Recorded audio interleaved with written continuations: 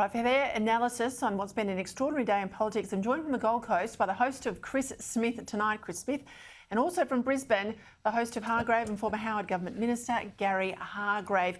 Gary, I'll go to you first if I can. A stunning intervention from Queensland Premier Anastasia Palaszczuk and Dr Jeanette Young today, criticising and contradicting the PM of AstraZeneca. This is the same National Cabinet that Queen Palaszczuk sat around on Monday night, but decisions don't last long, do they? Well, they don't. And Peter, National Cabinet is a farce. It's been a farce from the beginning. The Prime Minister tried to bring everybody together, but it's like inviting a group of people into your home and then they squat. They won't leave. They're destroying your furniture. They don't care. They just want more food thrown in the fridge. And the standard operating procedures for premiers is always to blame Canberra. I get it, but there are more messages about this vaccine rollout, more messages about this virus, more strains of virus. It's secret, it's beast, it's all these things. There are more messages than there are letters in the Greek alphabet. There is no clarity at all, no unity. There is no national message about this. The narrative is gone. So who do we blame? The Prime Minister and Greg Hunt, who are trying to get a clear message out there. And if the Prime Minister threw a small hand grenade on the vaccine rollout, as the AMA said today, well, the Queensland Chief Health Minister threw a thermonuclear device because she's basically disparaged AstraZeneca completely, as people above the age of 60 are saying, well, we can't have an 18-year-old die of blood clots, but 60-year-olds, well, yeah, so what? I mean, that is where we're at. It's a dreadful mess, Peter, dreadful mess. But Chris, and you and I have been talking about this from the get-go, right? There has been a real problem with the messaging around AstraZeneca. The efficacy is there. It's a good vaccine, but it's had issues with age cohorts, and it's been, I think, the real driver of vaccine hesitance. It hasn't been about the jab, it's about this particular type of jab. Now, if I was the PM, he's going to carry the can for this. He's had a small involvement in getting the vaccine to Australia, not enough, fast enough, sure. But the delivery of the vaccine is the states. He's wearing it. I would say that's it, end of story. I'm going to take it over. I'd rather be criticised having failed and actually do it than carry the can for these states. I agree, and we have spoken about it before. The only National Cabinet that I think makes sense in these times when we have a vaccination rollout is a medical National Cabinet. So the Chief Medical Officer in Canberra and his team getting together with the Chief Health Officers of every state, every territory, and they can nut out what the single message is. And you got this right, Trudy got this right in her package from Canberra.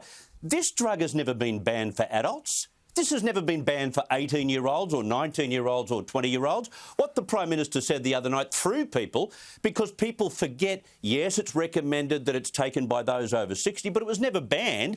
He was just restating what was said months ago.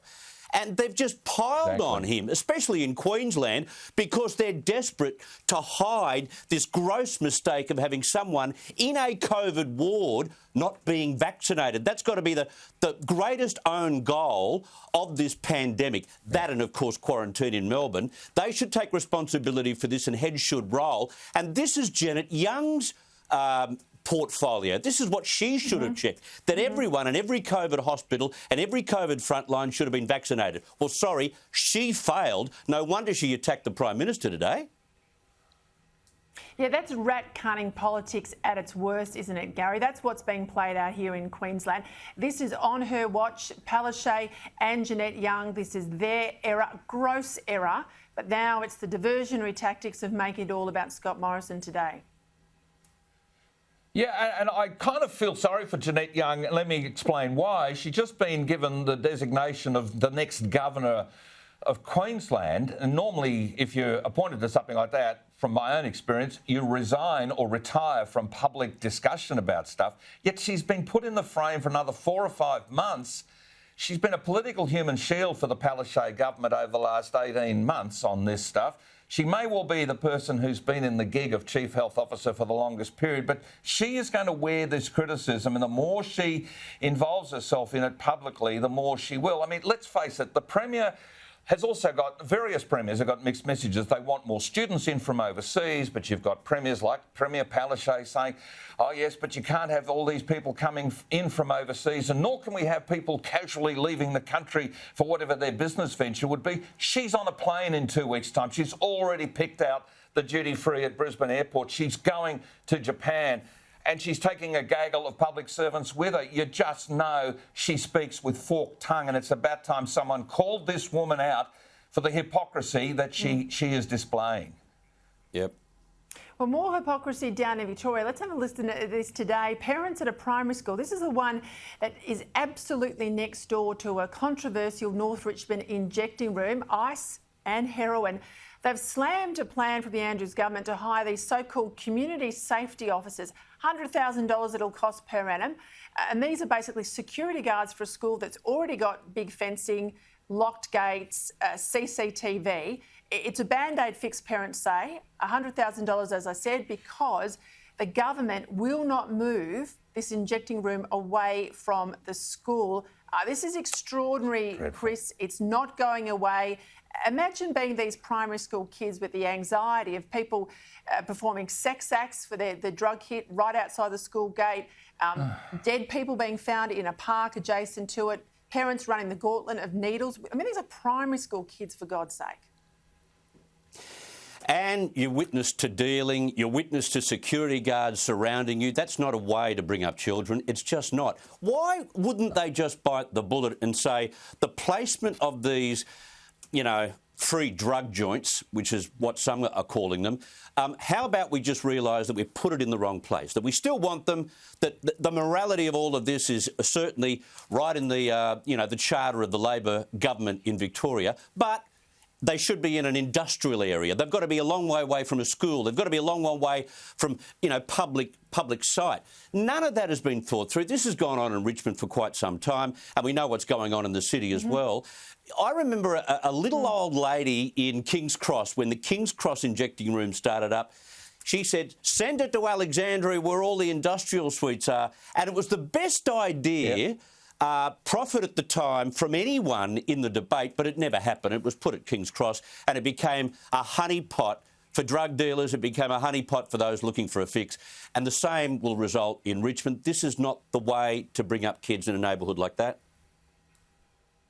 No, and Melbourne's now the heroin capital of Australia, Gary, and this was never talked about prior to the election. It was called a trial after the election. It's a trial that's been going on for 2 years. The government's committed for another 2 years of a so-called trial. They've doubled the capacity of this place. It's no trial, right? It's a heroin injecting room by stealth.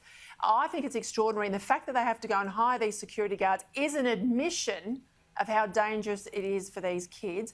And I tell you what, all the medicos out there saying that we've got to have a different view about drugs, let's put it in a hospital. Let's put it in a facility that has security, that's made for people that are ill and sick and all the other complications that come with drug use, not next to a primary school. Yeah, and Richmond, as I recall, is the iconic suburb that was the home of the Sullivans, that fantastic TV series of 40 years ago. So I think all of us should say, could you imagine that kind of neighbourhood with the kids going to those sorts of schools with long traditions, facing the desensitising of their everyday by this sort of stuff there? I'm not surprised that Melbourne has got all of these traces of methamphetamines and heroin and other things in their sewage treatment. So between finding traces of the coronavirus running through their sewer, they're finding all of these drug trails that are coming out of there. It's an extraordinary desensitising of the whole community, legitimising an illegitimate trade that, in fact, if you follow it back to its nexus, the people running this, they're profiteering on multiple points of misery, be it the exploitation of children, be it the exploitation of women, be it the complete misery of trafficking in drugs. And yet the Victorian government's saying, oh, well, look, it's just part of life, so let's just put it out there. I mean, they don't even, as I understand it, allow legal brothels anywhere within a kilometre or something of schools.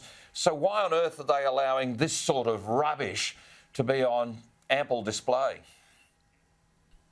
Yeah, it's terrible. And look, it's only about a kilometre from my house, and I can guarantee you I go there 3 or 4 times a week just to see what I'm being fed by the government, the impact on the ground and the disconnect between what I see with my own eyes and what their media minders try and spin my way when I ask questions.